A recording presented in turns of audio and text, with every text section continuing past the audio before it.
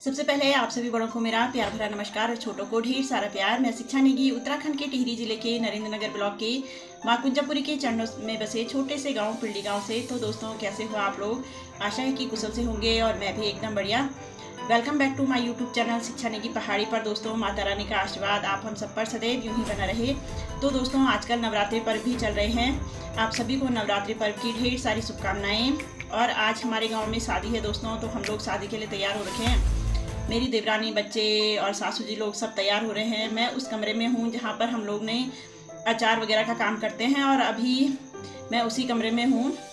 अभी कुछ दिनों पहले दोस्तों, रजनीश जी, जिन्हें बाद में ओशो के नाम से भी जाना गया है, मैंने उनकी एक वीडियो देखी जिसका नाम था नारी का रहस्य। नारी का रहस्य जिस वीडियो का नाम था, तो वो वीडियो मैंने देखी। मैं उससे काफ़ी प्रभावित हुई, जिसमें उन्होंने नारी के गुणों के बारे में लिखा था कि नारी में ये गुण अधिकतर मात्रा में होते हैं और जिनका प्रयोग वो अच्छे कामों के लिए कर सकती है।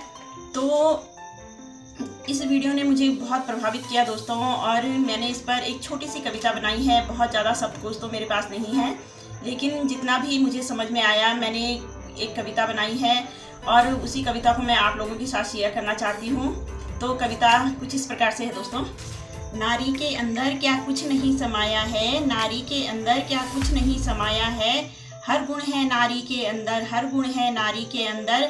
अपने अंदर विशाल साम्राज्य बसाया है, अपने अंदर विशाल साम्राज्य बसाया। क्यों नारी को शक्ति कहा जाता है, क्यों नारी को शक्ति कहा जाता है? क्यों नहीं हम ये जान लेते, क्यों नहीं हम ये जान लेते? ये पुरुष और नारी वर्ग दोनों के लिए है। तो यह शक्ति है तो क्यों नहीं हम पहचान लेते? अगर नारी शक्ति है तो क्यों नहीं हम पहचान लेते? सहनशीलता का तो नारी के अंदर भंडार है, सहनशीलता का तो नारी के अंदर भंडार है। और प्रेम का तो जैसे भीतर अंबार है, दया करुणा का तो जैसे अंदर खजाना है, दया करुणा का तो जैसे अंदर खजाना है। लेकिन सोचो क्यों पड़ रहा ये सब छुपाना है?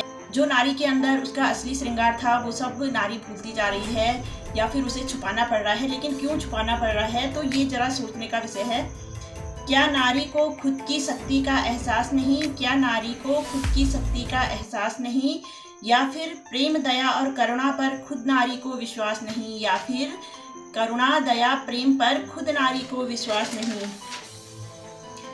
क्या इसके विश्वास को आज पल पल परखा जा रहा? क्या इसके विश्वास को आज पल पल परखा जा रहा? या दया के भाव को धोखे में बदला जा रहा? या दया के भाव को धोखे में बदला जा रहा? क्या प्रेम के बदले इसको नफरत का भाव मिलता है? क्या प्रेम के बदले इसको नफरत का भाव मिलता है? या प्रेम, दया, करुणा का भाव सिर्फ नारी के ही हृदय में खिलता है? क्या दया, प्रेम और करुणा का भाव सिर्फ नारी के हृदय में खिलता है?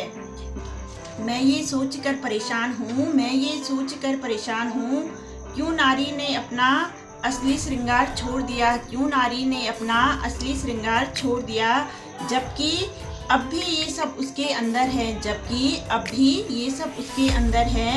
लेकिन नारी ने खुद नारीत्व से प्यार छोड़ दिया। लेकिन क्यों नारी ने खुद नारीत्व से प्यार छोड़ दिया? तो दोस्तों, ये लाइनें सिर्फ उनके लिए हैं जो लोग बिल्कुल भी महिलाओं की, नारियों की इज्जत नहीं करते हैं। क्योंकि ये वास्तविक सत्य है दोस्तों कि अगर नारियों की इज्जत होती तो आज हजारों माएँ बेघर ना होती, और फिर दहेज के बहाने नारियों की इस तरह बलि न चढ़ाई जाती।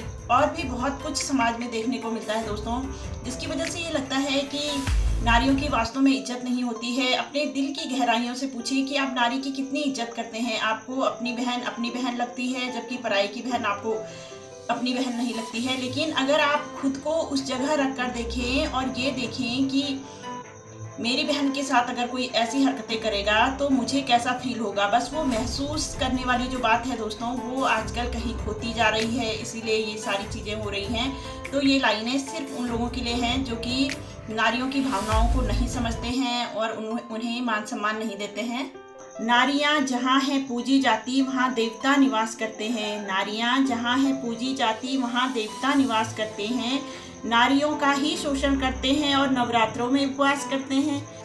मैं आपसे पूछती हूँ कौन इसका जिम्मेदार है? मैं आपसे पूछती हूँ कौन इसका जिम्मेदार है? क्या नारी की भावनाओं से किसी को नहीं प्यार है।